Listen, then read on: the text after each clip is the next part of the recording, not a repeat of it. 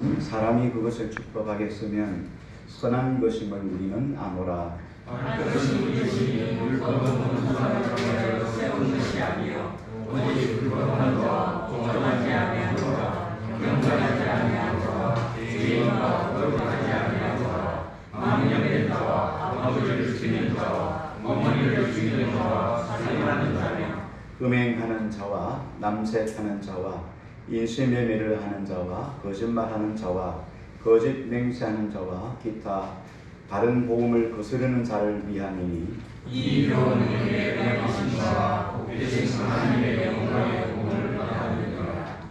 아멘. 계속해서 디모데서 강의에 나갑니다. 디모데서를 압박이었어요. 지금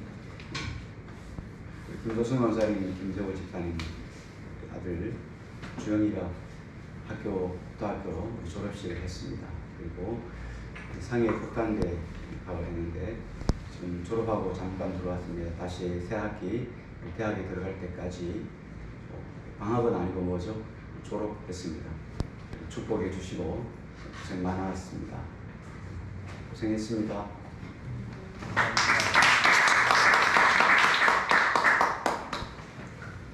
많이 말랐네요. 디모데서를 강의해 나가면서 바울이 디모데에게 편지를 썼던 그 마음을 다는 모르지만 조금 마음속에 부담으로 이렇게 오게 됩니다. 당시에 바울이 마게도냐에서 그 에베소에 있었던 디모데에게 편지를 보내는 내용이 디모데서인데, 마게도냐는 오늘날 그리스의 북쪽에 있는 곳입니다. 당시에 마게도냐는 상당히 컸습니다. 지금 그리스의 반 정도를 마게도냐가 다 이렇게 차지하고 있었을 때였죠. 지금으로 말하면 유고하고 또 슬라비아가 또 나누어졌는데요. 유고 지역이 마게도냐입니다. 그러니까 그 유고 땅에서 마게도냐에서 저 끝에 소아시아, 지금의 터키의 에베소 지역에 있는 디모데에게, 에베소 교회를 섬기는 디모데에게 편지를 하는데, 편지를 쓰면은 금방 가는 게 아니에요. 전화가 있는 것도 아니고 무슨 우체부가 가서 국제우편으로 갖다 주는 것도 아니고, 그러니까 이 소식이 그에게 전해지기까지는 최소한 6개월 이상이 걸리게 됩니다. 그러면 6개월 이상 걸려서 가서 다시 6개월 지나야지만 소식을 들을 수가 있어요. 그런데 지금 에베소 교회 상황이 어떤 상황이냐면, 영지주의가 들어와서 교회의 혼란을 막 일으키는 이런 상황이에요. 끝없는 신화와 족보 이야기로 서로 분란을 일으키고, 또 어떤 사람들이 바른 복음을 가르쳐야 되는데 바른 복음이 아니라 다른 복음을 전함으로 율법의 잘못된 해석, 율법을 잘못 해석해서 사람들에게 가르쳐서 사람들이 전부 다 이 잘못된 율법의 해석을 쫓아갔던 이런 일들이 에베소 교회에 지금 막 일어나고 있어요. 그들에게 편지를 써서 디모데를 통하여 그들에게 바르게 성장할 수 있도록, 바른 복음을 붙잡을 수 있도록 해주기 위해서 바울이 편지를 쓸 때 얼마나 마음이 안타까웠겠어요. 그리고 얼마나 마음이 다급했겠어요. 이 편지가 빨리 이 에베소 교회에 도착을 해서 이들이 복음을 통하여, 말씀을 통하여 제대로 성장, 제대로 바로 서주기를 바라는 그 바울의 마음을 조금은 읽을 수가 있죠. 그런 안타까운 마음 때문에 바울은 1절, 2절에 디모데에게 잠깐 인사를 하죠. 1절, 2절은 짧은 인사말을 하고, 그리고 나서 3절부터 7절까지 계속해서 미신과 끝없는 족보에 집착한 것들, 그리고 불필요한 논쟁을 일으키는 것들, 그리고 율법을 잘못 해석해서 가르치는 거짓 교사들, 그들에 대해서 바울이 분명하게 소신을 이야기를 하죠. 그리고 나서 그 다음 오늘 본문 읽은 8절부터 쭉 11절까지 율법에 대한 바른 해석에 대해서 설명을 해주고 있습니다. 이 당시에 율법 이렇게 말하면 구약 성경 전체를 말하는 것이 아니라 구약이 집약되어 있는 10계명을 대체적으로 이야기할 때 율법이라는 단어를 거기 썼습니다. 오늘 8절 말씀을 한번 같이 8절만 읽겠습니다. 8절요 같이요. 시작. 그러나 율법은 사람이 그것을 적법하게 만쓰면 선하심을 우리가 알아. 예, 바울은 율법을 이렇게 이야기를 합니다. 율법이 선하다. 왜 선하냐? 하나님이 율법을 주셨기 때문에. 하나님이 주신 것은 다 선해요. 율법의 주체자이신 하나님이 주신 것은 성경이 이렇게 말하죠. 하나님이 주신 것은 믿음으로 받으면 버릴 것이 없다. 하나님이 주셨기 때문에 율법은 선할 수밖에 없어요. 하나님이 우리에게 고난을 주시는 것도 죽으라고 주는 건 아니죠. 우리를 선하게 하시려고 하나님이 고난 주신 거라면 주님이 주신 목적은 다 선한 것이에요. 그렇다면 율법을 우리에게 주신 목적은 뭐겠어요? 선한 목적이죠. 그러므로 율법이 선하다. 그러므로 율법은 하나님의 말씀이고 또 내용이 선하기 때문에 율법은 선하다. 이렇게 말씀을 하고 있죠. 우리도 예수를 믿고 나서 이런 갈등은 한 번쯤은 다 합니다. 예를 들어서 이런 거예요. 복음, 예수 그리스도를 내가 마음속에 구주로 영접했기 때문에 이제는 율법이 필요 없지 않느냐. 왜? 구약은 필요 없고 신약시대에 예수 그리스도만 붙잡으면 될 것이 아닌가 라고 생각하는 사람들이 있단 말이죠. 그런데 바울은 이렇게 말합니다. 아니다. 율법이 선하다. 율법이 왜 선하냐? 그에 대해서 쭉 바울이 설명을 해주고 있는 거예요. 율법이 선한 이유, 율법이 선하다라고만 말하지 않고 율법이 선한 이유에 대해서 바울은 이렇게 이야기를 합니다. 율법이 선하기 때문에 너희가 율법의 교훈을 제대로 받기만 하면 하나님의 뜻을 알 수 있는 것이 바로 율법이다. 그리고 하나님의 뜻만 아는 것이 아니라 선하고 선하지 않는 것들을 분별할 수 있는 기준이 생기는데 그 기준이 뭐냐? 율법이에요. 우리가 교통법규를 세우잖아요. 요즘 우회전 할 때 일시정지 무조건 하게 하죠. 자, 일시정지라고 세워놨어요. 근데 일시정지를 하지 않고 가면은 불법이 되는 거죠. 그래, 법이 세워졌기 때문에 법을 어기면 불법이 되는 겁니다. 율법이 없으면 우리가 잘못을 행하는지 잘하는지를 몰라요. 하나님 말씀이 없으면 우리가 지금 잘하고 있는지 하나님이 기뻐하신 삶을 살아가는지를 전혀 알지 못해요. 그래서 율법은 우리에게 선한 것을 가르쳐주고 뿐만 아니라 선한 것을 분별하고 선한 것을 행하도록 해주시는 것이 율법이다. 이렇게 말씀을 하죠. 반대로 역설적으로 설명을 해봅니다. 만약에 율법을 바로 해석하지 않으면 어떤 일이 일어나는가? 율법을 바로 해석하지 않으면 율법을 악용하게 됩니다. 율법을 오용하게 되죠. 우리가 과거에 그런 경우가 상당히 많죠. 약을 남용하고 오용하는 일이 있었지 않습니까? 그래서 이제는 약에 대해서 법을 세워서 반드시 의사의 처방전이 있어야지만 약을 살 수 있습니다. 의사의 처방전이 없어도 살 수 있는 약들은 기초적인 약들에 불과한 거예요. 반드시 처방전을 가지고 약을 타야 돼요. 왜 그렇겠습니까? 전에는 그냥 우리 스스로가 의사가 돼가지고 이약저약 다 먹었어요. 그죠? 이게 몸에 좋은 건지 안 좋은 건지 간에 좋은 건지 신장에 좋은 건지도 모르고 그냥 안 좋은 건지 모르고 막 약을 먹었어요. 우리 스스로가 처방하고 우리 스스로가 약을 먹어요. 그런 경우가 많았죠. 그래서 마찬가지로 율법도 바로 깨닫고 바로 해석하지 못하면 율법을 오용하거나 남용할 수 있게 됩니다. 그래서 이런 생각, 바울이 율법에 관한 관점, 이걸 디모데도 잘 알고 있습니다. 그래서 8절에서 이렇게 말씀을 하죠. 8절에 보니까 그러나 율법은 사람이 그것을 적법하게 했으면 선한 것임을 우리는 아노라. 우리가 누구겠어요? 바울과 디모데죠. 바울과 디모데는 율법이 선하다는 걸 알고 있어요. 그래서 율법을 제대로 가르치고 율법을 제대로 알아야 선한 것을 행할 수 있고 하나님 기뻐하시는 것들을 분별할 수 있게 된다. 그것을 디모데도 알고 바울도 안다. 우리가 아노라라는 말을 썼어요. 그러면 디모데도 알고 바울도 아는데 왜 여기에다 다시 율법에 관한 해석을 조금 설명을 해 놓았을까요? 그 이유가 뭘까요? 그거는 바울과 디모데를 넘어서 에베소 교회 성도들이 율법에 대한 바른 해석을 갖게 하기 위해서 설명해 주고 있는 거예요.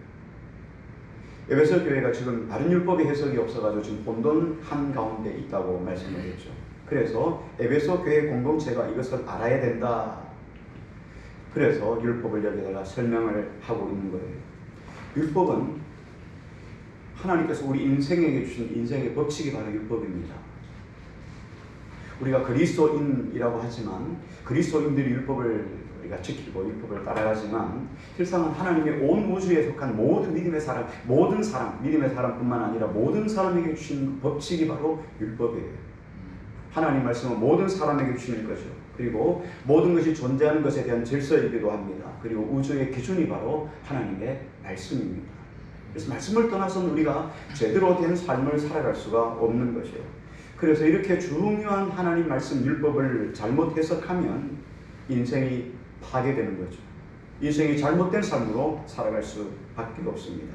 그리고 잘못된 해석을 가지게 되면 몸된 교회, 하나님의 교회의 정체성을 잃어버리게 됩니다. 우리가 교회가 바로 서는 것이 뭡니까? 교회가 바로 서는 게 뭐예요? 목사의 의견, 이거 중요하지 않잖아요. 여러분도 교회가 가장 중요하게 세워지는 건 뭐예요? 하나님의 말씀의 기준 아니겠어요? 말씀으로 돌아가서 말씀이 우리에게 뭐라 하시는가? 이게 하나님의 교회의 정체성인 거죠. 그래서 말씀을 잃어버리면 교회는 아무것도 의미가 없는 거예요. 그렇기 때문에 율법을 바로 해석하는 것이 우리에게 정말 중요하게 되죠. 그래서 바울은 이런 율법의 바른 해석에 대해서 아주 강조하기 위해서 지금 다른 말씀을 전하기 전에 먼저 율법을 바로 해석해야 된다 설명을 하고 있습니다. 이미 바울은 이런 체험을 했던 사람이에요. 율법의 바른 해석에 대해서 해석을 잘못해서 오용하고 남용한 것 때문에 바울은 이런 심각한 어려움을 겪었던 사람이에요. 사도행전 15장에 보면 성령 강림이 끝나고 나서 제자들이 밖으로 나가서 복음을 전하기 시작하죠. 그랬더니 3,000명, 5,000명 허다한 무리가 주님께로 돌아왔어요. 그래서 예루살렘 교회가 든든히 서가기 시작합니다. 그런데 교회가 든든히 서갔다기보다는 조금 서가는 과정에서 여러 가지 혼돈이 있기 시작합니다. 예루살렘 교회 안에 있었던 유대인 그리스도인들이 있었고요. 유대인이었었는데 예수님을 영접해서 유대인 그리스도인이 된 거예요. 그리고 또다시 새로 들어오는 헬라인 그리스도인들이 또 들어왔어요. 헬라인 그리스도인들과 유대인 그리스도인들이 한 교회 안에서 신앙생활을 하고 있었어요. 그런데 유대인 그리스도인들이 뭐라고 이야기했냐면 헬라인 그리스도인들이 바른 그리스도인이 되기 위해서는 두 가지를 해야 된다. 하나는 할례를 행해야 된다. 할례는 유대인이라고 하는 증거잖아요. 난지 8일 만에 할례를 행하는데 늦어도 너희가 할례를 해야지만 유대인으로 받아준다. 이거예요. 또 한 가지는 뭐냐면 율법을 지켜야 된다. 이 두 가지를 가지고 설왕설래하게 되었어요. 그렇게 했던 이유가 뭐냐면 유대인들은 우월하다. 이방인보다 우월하다는 우월의식이 있어요. 너는 유대인이 돼야 돼. 헬라인도 할례받고 유대인으로 개종해야 된다. 그리고 율법을 행해야 된다. 그래야 너는 바른 그리스도인이 된다. 이렇게 이야기를 하는 거예요. 유대인들에 대한 우월성 그리고 이방인들을 무시하는 태도가 이 유대인들 안에는 있습니다. 선민의식이 그들 속에 가득했어요. 우리가 교회를 오래 다니다 보면 교회 오래 다니면 또 이런 의식이 있을 수 있어요. 우리가 교회 오래 다니기 때문에 마치 고인돌처럼 말이죠. 박힌 돌처럼 이렇게 행할 수 있어요. 정말 조심해야 되는 거죠.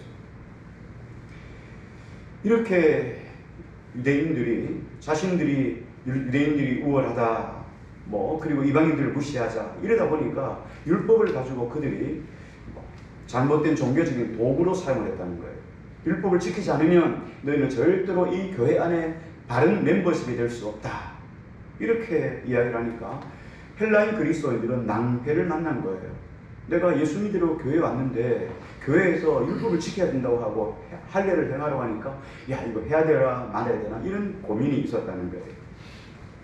이 일로 인해서 제1회 예루살렘 종교회의가 긴급하게 열리기 시작합니다. 모든 사도들 그리고 공회원들이 다 모여가지고 이 교회 안에서 제1차 종교회의가 일어났습니다. 그때 베드로가 일어나서 사도행전 15장에 보면 이런 이야기를 합니다.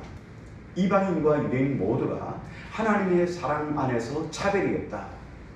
하나님이 이방인만 덜 사랑하고 유대인만 사랑하는 게 아니고 하나님의 사랑은 이방인과 유대인에게 차별이 없다. 모든 사람에게 하나님의 사랑은 동일하다는 거예요. 믿습니까? 이게 하나님의 사랑이에요. 그리고 그 이유가 뭐냐? 하나님이 이방인도 사랑한다는 이유가 뭐냐? 이방인들에게도 하나님이 표적과 기사를 보여주었다는 거예요. 유대인들에게만 보여준 것이 아니라 이방인들에게도 하나님이 표적과 기사를 보여줬으므로 유대인과 이방인에게 하나님이 베푸신 사랑에는 차별이 없다. 이런 거예요.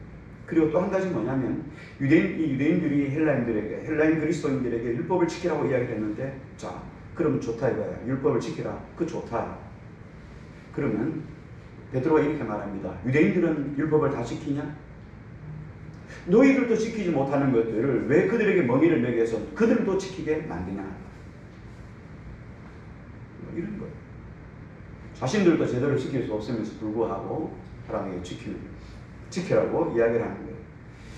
거기다가 야고보가 베드로의 뜻에 동조하면서 나도 하나님 말씀을 그렇게 받았다 하고 야고보 사도도 그렇게 이야기를 하죠. 그래서 제1회 종교회의는 결국은 홍해가 이렇게 결의를 맺었습니다.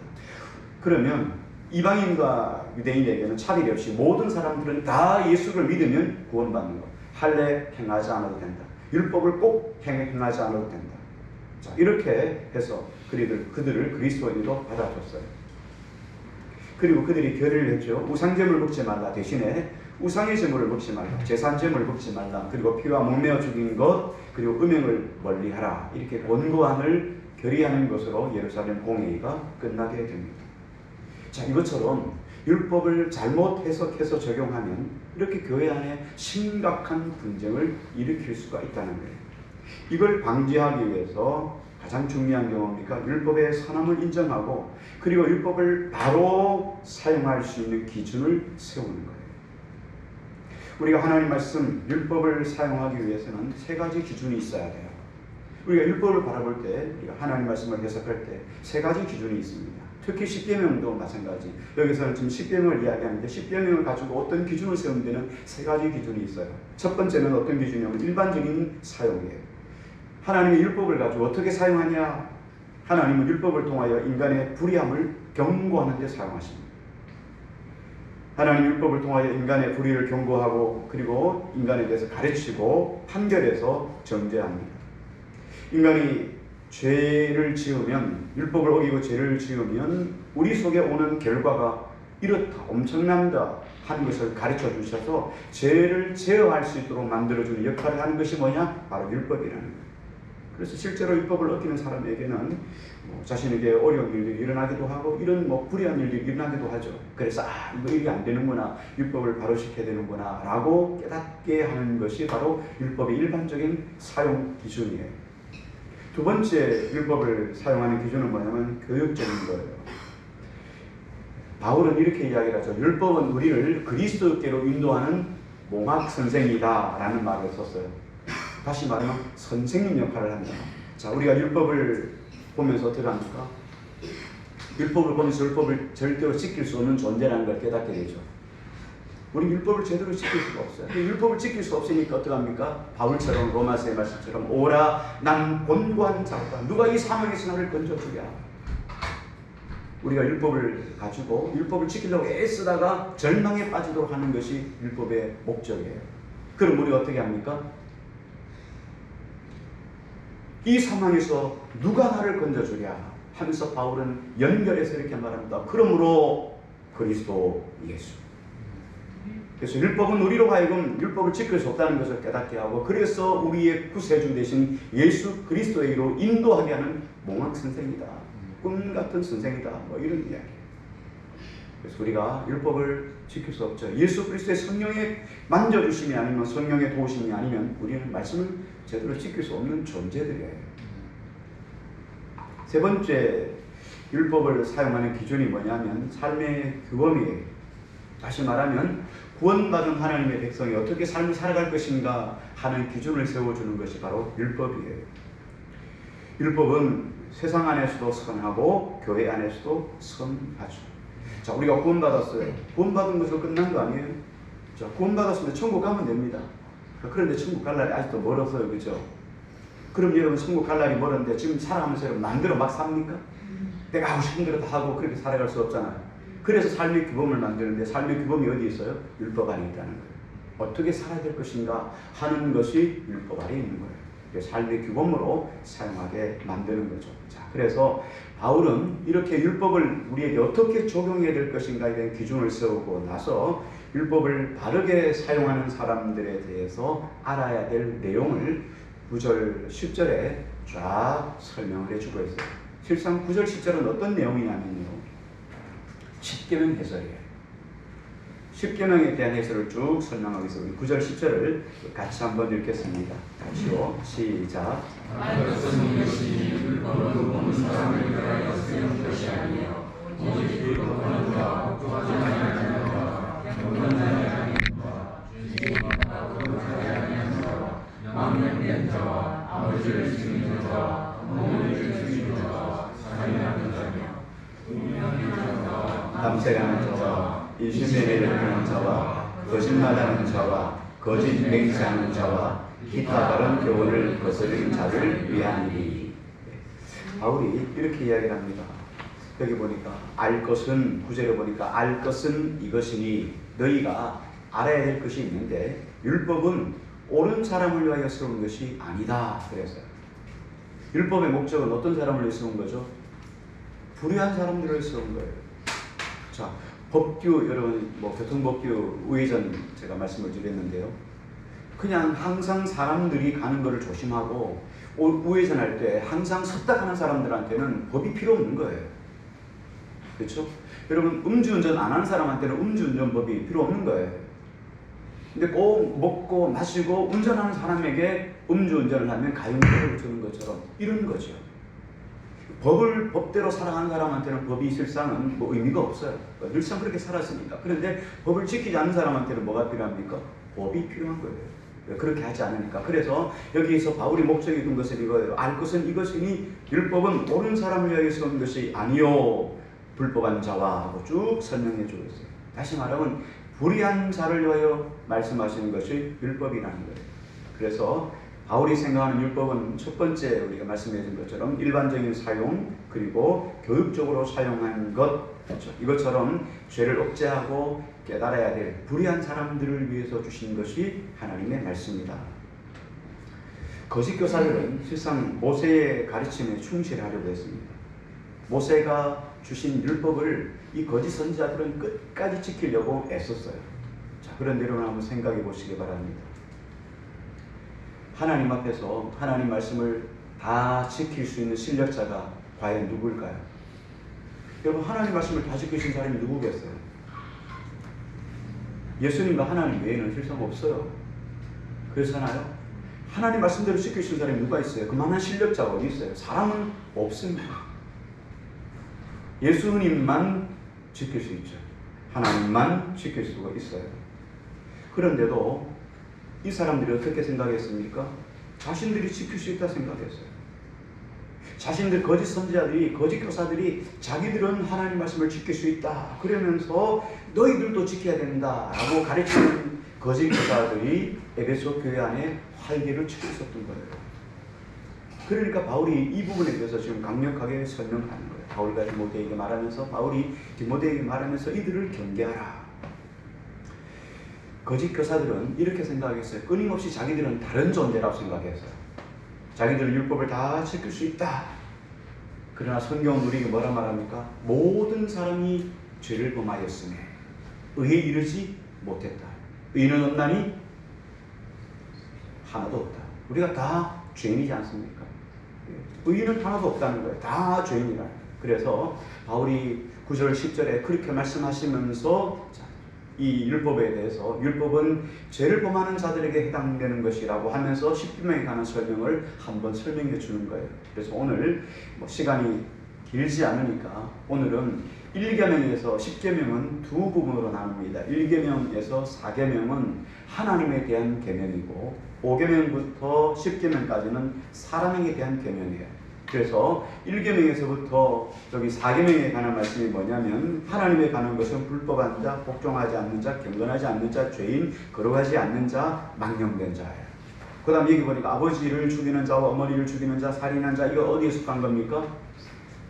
내 부모를 공경하라. 5계명부터 해당되는 말씀이잖아요. 그래서 오늘 하나님에 대한 계명에 대한 조금 설명을 하고 우리 말씀을 생각해 보려고 합니다. 첫 번째 보면 우리에게 이렇게 말하죠. 하나님에 대한 계명을 이야기하는 첫 번째는 불법한 자라고 있죠. 불법한 자며라는데 헬라어의 아노모스라는 뜻입니다. 아노모스라는 뜻이 뭐냐면 바울이 주로 성경에서 로마서나 로마서에 보면 여기 불법한 자들을 지칭하는 말씀이 있어요.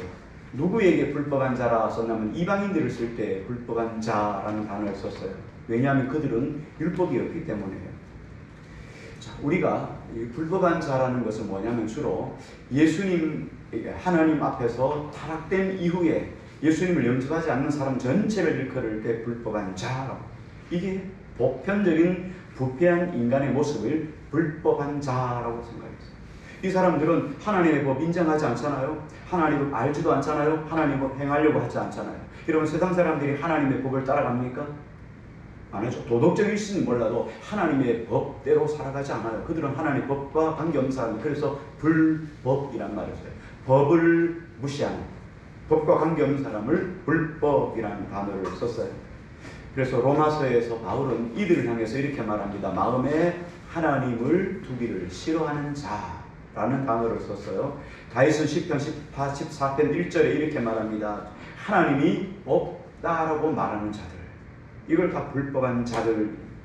그래서 십계명에서는 제1계명에 하나님을 부인하는 자라는 것을. 철저한 무신론자 한 사람을 소개합니다. 에던 앨런이라고 하는 사람인데요. 철저한 무신론자예요. 이 사람은 뉴잉글랜드의 군인이었습니다. 이 사람은 가는 곳곳마다 비기독교적인 운동을 서슴없이 행했어요. 하나님 있으면 나와봐, 이런 거. 하나님 있으면 나보라 그래. 하나님 있으면 지금 내 위에 한번 불을 내려보라 그래. 번개를 쳐보라 그래. 그리고는 10가지 세면서 말해요. 10, 9, 8, 7, 6, 1. 나 없잖아. 이러면서 말이죠. 이렇게 하는 사람이 에단 앨런이라는 사람이었어요. 근데 이분에게, 에단 앨런에게 딸이 하나 있습니다. 밑에 가족의 딸이 하나 있는.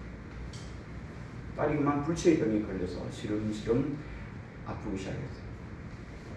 이제는 더 이상 회생이 되지 않고 죽어가는 상황이에요. 죽음을 앞두고 아버지와 함께 아버지를 만나서 아버지와 대화를 하는 거예요. 아버지인데 이런 이야기를 합니다. 아빠, 제가 보니까 나는 이 병석에서 이제는 일어나지 못할 것 같아요. 이제 곧 죽을 것 같은데, 그런데 아빠한테 한번 물어보고 싶은 것이 있어서 물어본 것이 있어요. 이렇게 물어봤어요. 엄마는 그리스도가 있다, 예수님이 있다, 천국이 있다, 이렇게 말씀하시고, 아버지는 그런 일을 비웃습니다. 세상에 하나님이 어디 있느냐, 예수 그리스도가 어디 있느냐, 그렇게 이야기를 하는데, 제가 죽기 전에 마지막 결론을 맺어야 된다. 내가 엄마 이야기를 믿어야 할지 아버지를 믿어야 할지, 내가 엄마 이야기에 귀를 기울여서 그리스도를 내가 믿어야 할지, 아니면 아버지가 믿고 있는 무신론을 믿어야 할지, 오늘 죽기 전에 지금 선택을 하고 죽어야 되는데 아빠 어떻게 하면 좋겠어요? 라고 이야기를 했어요.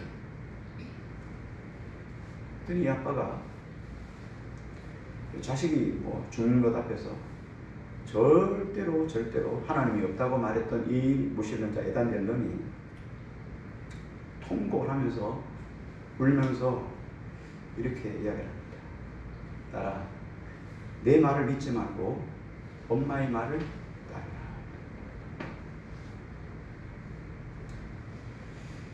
하나님이 없다고 말하는 세상의 군왕들을 향하여 성경 시편 2편에는 이렇게 이야기를 합니다. 하늘에 계신 이가 웃으시며 주께서 그들을 비웃으시리로다. 여러분, 하나님은 살아계셔요. 천지 만물을 창조하시는 하나님이세요. 하나님을 내 삶에 반드시 내 삶의 존재의 중심, 삶의 중심에 두고 살아요. 이게 나 외에 다른 신을 섬기지 말라고 하신 하나님의 말씀이에요. 내 삶의 중심에 하나님 외에 그 어떤 것도 두어서는 안 된다는 거예요. 이게 바로 일계명이에요. 그런데 성경의 불법한 자들은 어떻습니까? 이것을 무시하는 자들, 이것을 멸시하는 사람. 그래서 율법은 이렇게 말씀하는 거죠. 준엄한 목소리로 하나님이 살아계시다, 하나님의 법이 있다라고 말씀을 합니다. 하나님은 살아계시죠. 두 번째, 복종하지 아니한 자. 어렵다라고 할 때 복종하지 아니하는 자라고 이야기했어요. 디도서 1장 10절에 보면 이렇게 말씀을 했어요. 불순종의 사람들이 곳곳에 있는데 특별히 할례파 가운데 많이 있다 이렇게 얘기했어요. 할례파들은 누굽니까? 유대인들을 말하는 거예요. 유대인들이 하나님 말씀에 복종하지 않는다는 거예요. 하나님을 알아요. 모르는 거 아닙니다. 하나님에 대해서 알지만 하나님을 존중하지 않는다는 거예요. 하나님의 법을 알지만 하나님의 법을 무시합니다. 왜냐하면 왜 하나님의 법을 무시하냐면 자신들이 유대인들이 하나님과 하나님의 율법보다가 더 높은 권위를 가졌다고 생각해요. 그러니까 하나님 법을 무시하는 거예요. 여러분, 인간이 어떤 존재입니까? 정말 인간은 정말 보잘것없는 존재예요. 온 우주를 창조하신 그 하나님 앞에서 우리 인생은 티끌 같은 존재예요. 지금 살아서 숨을 쉬고 말하고 행동하고 내 고집대로 이야기를 하고 하지만 우리는 다 죽습니다. 죽으면 흙으로 돌아가고 먼지같이 티끌같이 사라지는 존재, 온 우주에 나라는 존재가 진짜 있었나 없었나 정도 할 정도로 우리는 없어지는 이런 존재예요. 근데 우리가 지금 살아있다고 하나님이 있다 없다 이렇게 이야기를 하는 거죠. 그래서 하나님은 야곱이라고 하는 사람, 야곱은 곧 우리 인생을 대표하는 것 아니겠습니까? 야곱을 향해서 이렇게 말합니다. 이사야 41장에 너 버러지 같은 야곱아. 우리가 이런 존재들이에요. 이런 존재인데 하나님보다 더 높고 말이죠. 율법보다 더 의롭다고 하는 것이 얼마나 가증한 것이겠어요. 그래서 하나님과 하나님 말씀보다 더 높아지려고 하는 것이 뭡니까? 교만이죠. 그래서 불순종하고 교만은 항상 이종 세트예요. 불순종이 가면 따라오는 게 교만이에요. 그리고 교만이 따라가면 반드시 따라오는 게 불순종이에요. 이 두 개는 뗄래야 뗄 수 없는 아주 가까운 사이예요. 이게 같이 가요. 교만이 오면 불순종, 불순종이 오면 교만해지죠. 최초의 불순종이 누굽니까? 아담이죠. 아담이 하나님께서 에덴 동산에 있는 선악과 먹지 말라. 먹으면 정령 죽으리라 이렇게 이야기를 했어요. 그랬더니 아담이 어떻게 했습니까? 하와가 하나님과 같아지고 싶었어요. 그래서 하나님 말씀에 불순종했죠.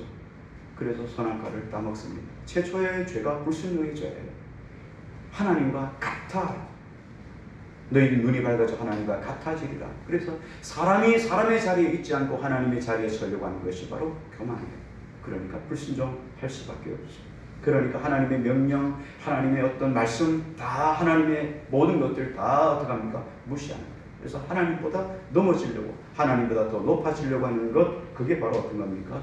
그게 불순종이고 교만인 거예요. 복종하지 않는다. 누가복음 5장에 보면 베드로가 예수님을 만나는 장면이 기록되어 있습니다.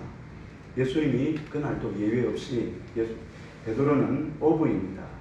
갈릴리 호숫가에 나가서 주로 밤에 나가서 밤새도록 그물질을 합니다. 그런데 밤새도록 그물질을 했는데 한 마리의 고기도 잡지 못했어요. 그래서 지친 몸을 이끌고 그 새벽에 그 아침에 나와서 그 갈릴리 호수 옆에서 그물을 호숫가에서 그물을 씻고 있습니다. 왜냐하면 그물을 씻고 그물을 다듬어 놔야 오늘 저녁에도 다시 그물을 내리기 때문입니다. 근데 그물을 씻고 있는데 사람들이 예수님이 계시니까 오시니까 사람들이 예수님을 따르는 사람들이 많이 왔어요.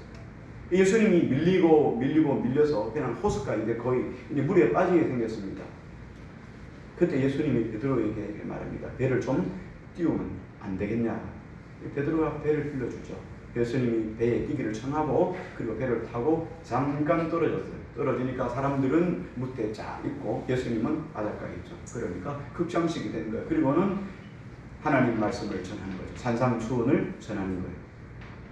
그리고 전하고 난 다음에 예수님이 베드로에게 이렇게 이야기를 합니다. 너는 깊은 곳으로 가서 그물을 내리라. 베드로가 여러분 잘 아시는 말씀입니다. 베드로가 뭐라고 이야기합니까? 내가 밤이 새도록 그물을 내렸지만 한 마리의 고기도 잡지 못했습니다. 이게 내용이에요. 자, 그런데 말씀에 의지하여 그물을 내리리라.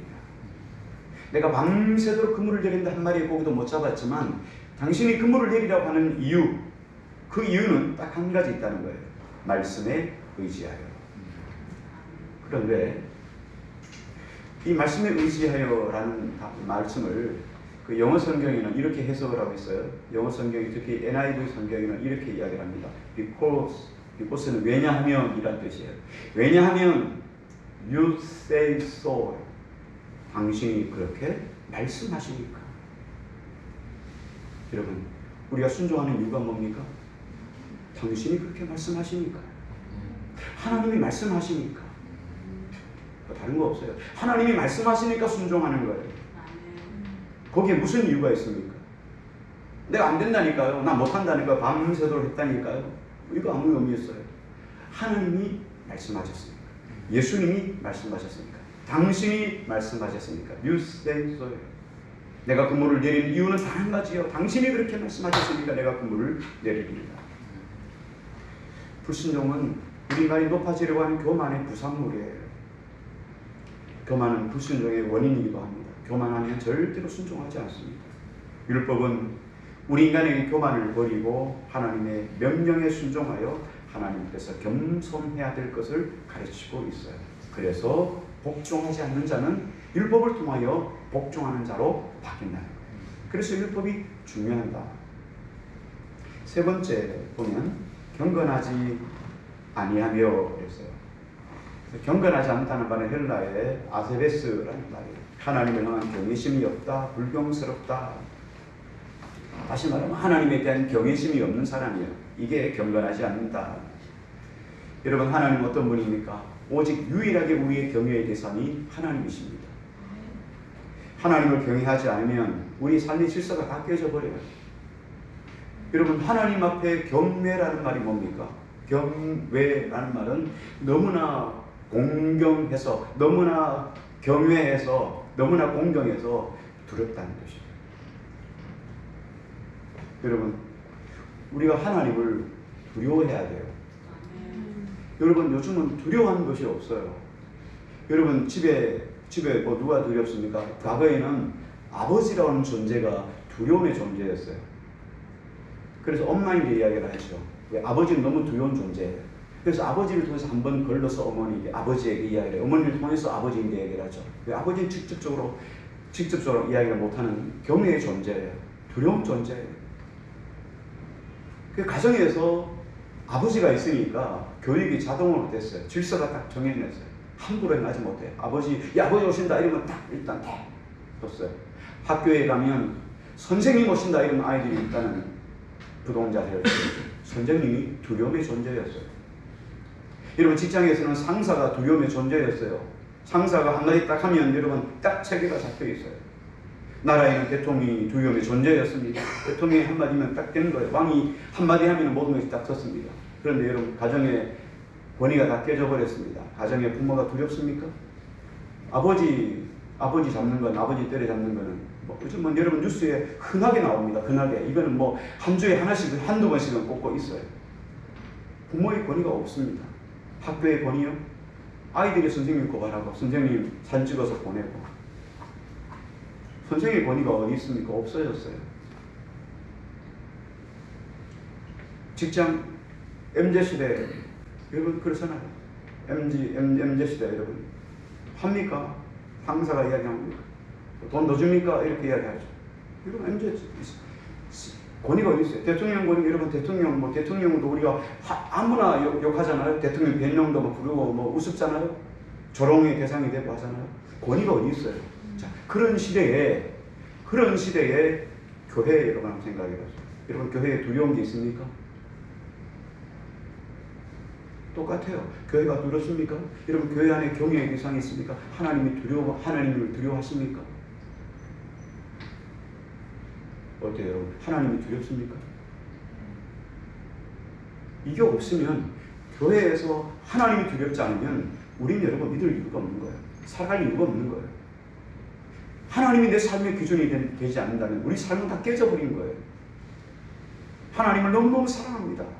그런데 내가 하나님 앞에 함부로 행할 수가 없어요. 왜? 그분은 나의 심판자이고 나의 구세주이고 나의 모든 것들을 공급하시는 분이시기 때문에. 하나님은 살아계셔요. 그는 시퍼렇게 살아계셔 우리의 삶을 지켜보시는 하나님이세요. 그런데 우리가 함부로 행할 수 있어요? 하나님 앞에서 여러분 함부로 말할 수 있습니까? 함부로 행동할 수 있습니까? 여기 뭡니까? 복종하지 않는 자, 아니, 경건하지 않는 자, 아니 복종하지 않는다 말이죠. 그렇죠? 이게 경건하지 않는 자, 하나님에 대한 경외심이 없다 말이죠. 그러니까 하나님께 신정의식이 없는 거예요. 하나님이 살아계시다는 걸 믿어야 하나님 앞에서 행동하는데, 하나님이 살아계시고 하나님이 두려운 분이라는 게 없으니까 내가 하나님 앞에서 행할 이유가 없잖아요. 여러분 뭐 그렇잖아요. 우리가 다 그렇잖아요. 뭐 함부로 행하는 거죠. 뭐 왜? 다 사람과 사람인데, 저하고 여러분 다 사람과 사람인데 함부로 행할 수 있어요. 그러나 하나님 때문에 행동을 함부로 하지 않는 거예요. 이게 바로 경건한 거예요. 하나님을 경외하는 마음이에요. 전도서 12장 13절 이렇게 말합니다. 하나님을 경외하는 것이 인간의 본분이다. 이렇게 말해요. 인간의 본분은 하나님을 경외하는 게 인간의 본질이에요. 이게 기본이에요. 베드로 사도는 베드로 후서 2장에 이렇게 이야기를 합니다. 하나님께서 노아 시대에 하나님이 홍수를 내린 건 그 시대 사람들이 경건하지 아니한 까닭이라. 그 시대가 경건이 없어졌어요. 하나님을 향한 경외심이 없어졌어요. 하나님이 그래서 물로 심판했다는 거예요. 소돔과 고모라가 유황불로 불의 심판을 받은 이유가 뭡니까? 베드로후서 2장은 이렇게 말합니다. 경건하지 않는 세대에 그 경건하지 않는 삶의 결론이 어떤 것인지 본보기를 보여주기 위해서 하나님이 심판을 내렸다는 거예요. 그 시대도 여전히 경건하지 않았다는 거예요. 여러분, 성경에 소개된 많은 심판들의 원인이 인간의 경건하지 않음 때문이에요. 그래서 이런 사람들에게 율법은 끊임없이 뭡니까? 하나님을 경외하라고 이야기를 하고, 하나님을 어떻게 경외하는지에 대해서 가르쳐주고, 그리고 경외하는 자가 가져야 될 본질에 대해서 끊임없이 설명해 주고 있어요. 여러분, 하나님은 우리의 모든 죄를 다 사해 주십니다. 어떤 죄를 지어도 용서해 주시는 하나님이에요. 아멘. 그러나 그렇다고 해서 우리 하나님을 함부로 해서는 안 됩니다. 하나님이 여전히 살아계신 하나님이시죠. 아멘. 네 번째, 죄인이라는 말이 있어요. 죄인, 하말트로스라는 약자를 쓰는데, 하말티아가 죄거든요. 죄라는 말은 그 양궁에 표적을 향해 쏘잖아요. 근데 표적지에 안 맞고 화살이 딱 비껴나갈 때 하말티아라는 말을 썼어요. 죄는 표적을 벗어났다 이렇게 말할 때 죄라는 단어를 썼어요. 근데 여기 보니까 죄인이라는 말이에요. 표적을 벗어난 곳에 집중한다라고 하는 뜻이에요. 죄를 행하려고 마음을 다하고 열정을 다하고 의지를 다하는 사람의 죄에 찌들어져 있는 우리 인간의 실상을 이야기하고 있습니다. 여러분, 죄도 여러분 하나의 어떤 중독입니다. 중독. 마약을 하는 사람이 뭐 다 그만두고 막 거기에 올인하지 않습니까? 도박을 하는 사람도 거기에 올인하지 않습니까? 그렇게 중독하는 것처럼 죄도 마찬가지예요. 이 죄에서 우리를 건져줄 자는 예수 그리스도밖에는 없어요. 다윗은 이렇게 이야기를 합니다. 시편 51편 5절에 내가 죄악 중에 출생하였으며 어머니가 죄 중에서 나를 잉태하였나이다. 사람이 죄인인 어머니를 통해서 죄악 중에 잉태되었고 죄악 중에 내가 나왔기 때문에 나는 죄인이라는 거예요. 그래서 딱 건들면 죄가 쏟아져 나오는 거예요. 모든 삶의 환경이 죄 지으려고 환경 만들어가는 사람들. 그러므로 우리 인간은 말입니다. 하나님을 놓치는 그 순간 죄인임을 잊어버리게 됩니다. 내가 하나님 앞에 서 있으면 늘상 죄인의식을 가지고 있어요. 나는 죄인이다. 그런데 예수 그리스도의 은혜로 내가 구원받았다. 이렇게 되는 거예요. 그런데 그 하나님을 잃어버리면 내가 죄인인 줄 몰라요. 망각의 존재가 되는 거죠. 인터넷을 보다 보니까 아주 재미있는 조크가 나와서 소개를 드립니다. 제목이 뭐냐면 물고기의 분노인데 물고기가 말합니다. 당신들 말이야, 수족관에 나를 키우는 건 좋다 이거야. 그런데 달랑 2마리 넣어놓고 물레방아를 설치하는 건 좀 오버하는 거 아니야? 그리고 말이야, 당신들이 내 기억력이 3초로가 말하는데 당신들이 시간 재봤어? 그리고 말이야, 당신들이 내 기억력이 3초로가 말하는데 당신들이 시간 재봤어? 재봤냐고. 또 뭐였더라? 그리고 말이야, 당신들이 내 기억력이 3초로가 말하는데 당신들 시간 재봤어? 아직도 이해를 못하는 분이 계시거든요. 계속 반복해서 이야기를 하는 거예요. 앞에서 이야기한 걸 잊어버리고.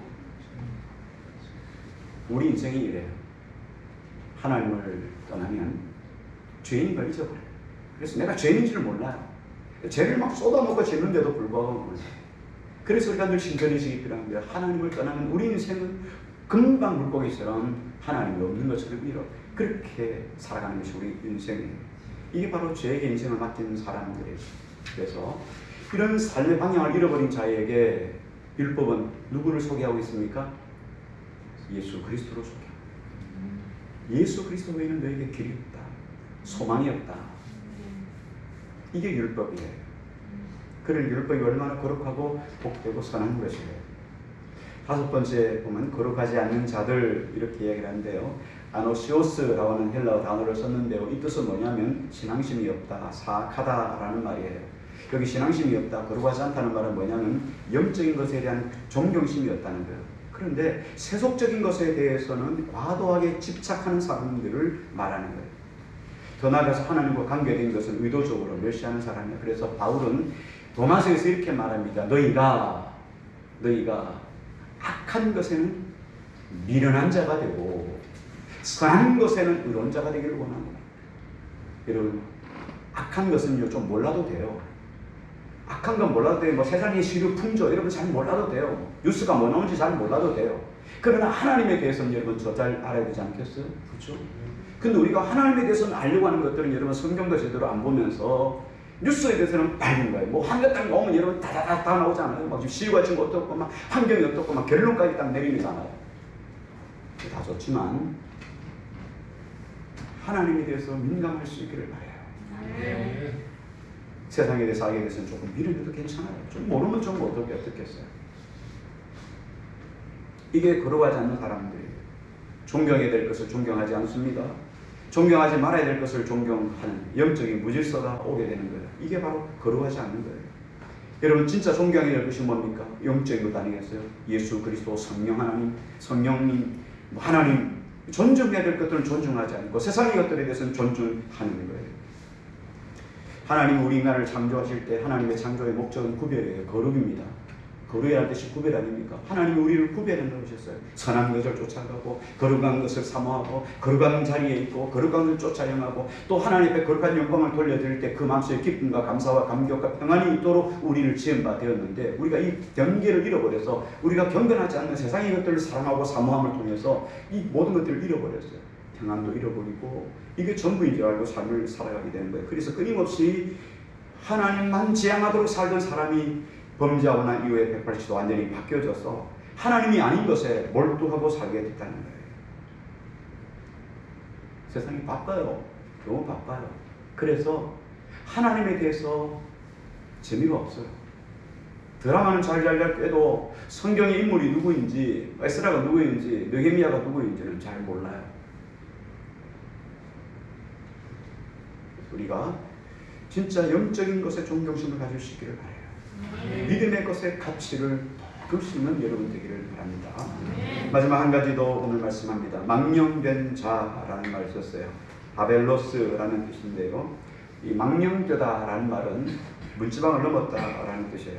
문지방을 넘었다라는 뜻은 뭐냐면 한계점을 넘었다라는 뜻을 가지고 있습니다. 뭐든지 여러분 그래요.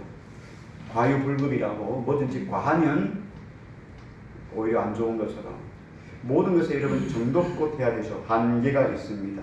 생각도 여러분 어느 선에 가서는 생각도 멈추어야 돼요. 생각이 너무 깊어지면 불신앙으로 갈 수 있어요. 여러분 주님 말씀하시면 주님 말씀하신 것에 대해서 그냥 여러분 잠깐 생각하고 행하면 돼요. 근데 자꾸 여러분 생각하다 보면 하기 싫어하는 조건, 하지 않아도 되는 조건을 자꾸 만들게 되는 거죠. 생각도 잠깐 하고 말도 과도하게 행하지 말고 그죠? 그냥 어떻게 합니까? 행동도 과도하게 하지 않는 거예요. 멈춰야 될 선을 넘어서는 것을 가지고 망령된 자 바벨로스라는 단어를 썼어요. 이것서 경계선을 넘어갔다 이렇게 이야기를 합니다. 자신들의 삶을 경계선을 넘어가니까 어떻게 됩니까? 하나님의 이름을 망령되이 일컫는 거예요. 이게 경계심을 넘어갔다는 거예요. 성경에 보면 내 이름을 망령되이 일컫지 말라. 내 이름을 망령되이 일컫는 자를 죄 없다 하지 아니하리라. 성경은 그렇게 말씀하죠. 십계명에. 이게 망령된 자 바로 그거예요. 성경의 대표적인 인물이 누구냐면 에서입니다. 히브리서 12장 16절에 보면 이렇게 말씀합니다. 음행하는 자와 혹 한 그릇 음식을 위하여 장자의 명분을 판 에서와 같이 망령된 자가 없도록 살피라. 여기로 나오죠? 망령된 자. 자, 에서에게 당시에는 어떤 일이 있었냐면 구약에는 하나님께서 가족이 많아도 장자에게 축복권을 줬어요. 아버지의 모든 기업을 장자에게 불려줬어요. 그 장자의 복은 장자는 아버지로부터 받은 하나님의 복을 그의 가문과 가정에 흘러내리는 통로로 쓰임받았어요. 장자라는 게 얼마나 대단한 건지 몰라요. 이 장자의 복을 최고의 복이죠. 하나님이 그에게 주신 최고의 복인데 이걸 어느 날 사냥을 갔다 와서 너무 허기지니까 집안에 야곱이 팥죽을 쓰고 있어요. 팥죽을 쓰다가 형이 올 때쯤 돼가지고 팥죽을 썼죠. 이런 팥죽 행위가 얼마나 진동했겠어요, 집안에. 그리고 팥죽을 좋아하는 에서 자체가 붉다, 팥죽을 좋아하고 연상할 수 있는 이름이죠. 그래서 팥죽을 좀 달라 그러니까 내가 왜 팥죽을 써서 너에게 주겠느냐. 내가 줄 텐데 팥죽 한 그릇 줄 테니까 너 장자의 명분을 나에게 넘기라. 이렇게 이야기를 했어요.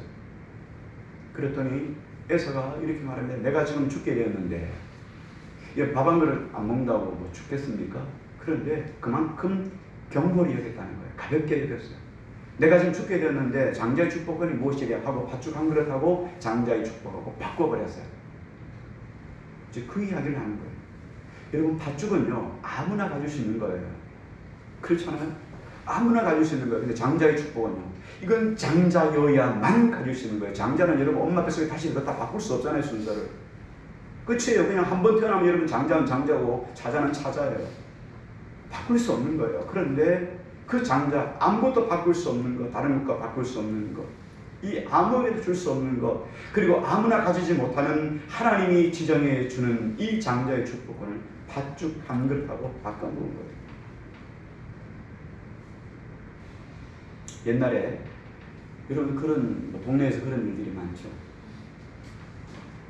엿장사가 가끔씩 시골 마을에 뜹니다. 그럼 공병도 와서 엿 바꿔먹고 철사 같은 거 뭐 이런 거 불이 금붙이 갖다가 바꿔먹지 않습니까? 근데 공병도 없고 새부치도 없고 이러면 어떡합니까? 아버지 고무신 갖다가 주고 엿 바꿔 집에 노스로 된 대야 갖다 주고 엿 바꿔 먹는 거죠. 여러분 뭐 시컷 두드러가는 그런 기업들 없습니까? 바로 이런 거다. 금덩어리 하나 갖다 주고 엿 바꿔 먹는 거와 똑같은 거예요. 귀한 것을 귀한 것으로 모르는 걸 가지고 망령됐다. 이렇게 이야기하는 거예요. 여러분이 잘 아시는 알라스카 유명하죠. 알라스카는 원래 러시아의 땅입니다. 근데 동토의 땅에 너무 추워서 거기는 사람도 살 수 없는 그런 땅이에요. 그래서 러시아가 미국을 들쑥해서 그래서 720만 달러 작은 돈입니다. 지금은 뭐 너무너무 작은 돈이에요. 720만 달러로 팔아버렸어요. 그것을 국회에서 의결하고 그것을 하자고 사자고 그렇게 했던 사람은 뭐 만고의 역적이 되었어요. 미국의 역적이 되었어요. 근데 그 땅을 샀어요. 근데 그 후에 그 땅 안에 이 동토의 땅, 이 알라스카 밑에 석유가 어마어마하게 천연가스는 물론 말할 것도 없고요. 석탄, 철, 구리 이런 지하 자원이 수조 묻혀 있어요. 그리고 지리적으로 러시아를 경계하기에 지리적으로는 뭐 그 값어치는 말할 수도 없는 정도예요. 러시아는 그걸 못 봤어요. 그냥 쓸모없는 게 없다고 생각했어요. 그러니까 망령됐다라는 단어를 쓰는 거예요. 400년 전 네덜란드 사람들이 미국 뉴욕의 맨하탄 땅을 원주민들에게 사들였습니다. 이 땅을 우리에게 주라 하고 계약을 했습니다. 그런데 그 당시에 미국 원주민들에게, 인디안 원주민들에게 네덜란드 사람들이 아주 상술이 뛰어난 사람이, 배가 뭐 항해술이 발달되어서 어디로 가든지 뭐 이런 협의를 잘하죠. 상술이 뛰어나니까. 그들한테 이 땅을 자기들한테 팔라 하고는 뭘 줬냐면 귀걸이, 목걸이, 팔찌, 장신구를 줬어요. 장신구가 지금 돈으로 다 따지면 얼마냐면 24달러로. 인디언들은 그 맨하탄의 가치가 얼마나 큰 가치인지 몰라요. 여기가 지금 모든 것에, 모든 자연 항구 중에 천혜의 자연 항구라는 것을 전혀 몰랐어요. 그러니까 그 값어치를 모르니까, 예박가 모르니까, 값어치를 모르니까 24달러를 산 거예요. 값어치를 모르니까 720만 불 주고 그냥 알래스카 팔아버린 거예요. 율법도 마찬가지입니다. 에서와 같이 이렇게 망령된 자, 하나님의 가치가 얼마나 귀한지 알지 못하는 자에게 금보다 귀하신 분이 바로 하나님 예수 그리스도이라는 것을 가르쳐 주십니다. 그러므로 성경은 우리에게 끊임없이 말씀하시는 게 뭡니까? 금보다 귀함으로 너의 생명을 다하여, 목숨을 다하여, 뜻을 다하고, 마음을 다하고, 힘을 다하여 그분을 사랑하라고 하시는 거예요. 여러분에게 힘들게 하려고, 어렵게 하려고, 불편하게 하려고 그렇게 말씀하신 게 아니에요. 그분이 이렇게 귀하고 존귀한 존재이므로 마음을 다하고, 뜻을 다하고, 목숨을 다하고, 힘을 다하여 주님을 사랑하라, 이렇게 말씀합니다. 바울이 그래서 성경을 계속 설명해 주는 거예요. 10계명을 지금 찬찬히 설명해 주고 있는 거예요. 그래서 율법의 소중한 율법의 가치를 우리에게 말씀해 주고 있는 거죠. 그러므로 여러분, 우리가 인생 살아갈 동안에, 오늘 여기까지 할 텐데, 우리가 살아갈 동안에 말씀을 가까이 할 수 있기를 바랍니다. 율법이 여러분의 삶의 기준이 되기를 바랍니다. 율법을 바로 이해하고 바로 적용해서 바로 순종함으로 하늘의 은혜와 복을 받아 누리는 우리 모두가 되기를 주의 이름으로 축복합니다. 이 시간 우리 다 같이 합심으로 함께 같이 기도했으면 좋겠습니다. 말씀 붙잡고 하나님, 우리가 하나님 말씀을 바로 이해할 수 있도록 도와주십시오. 바로 적용할 수 있도록 도와주십시오. 말씀에 순종함으로 정말 하늘의 은혜와 하늘의 은총을 받아 누리는 복된 인생 되게 해주십시오. 우리 시간 함께 합심으로 같이 기도합니다.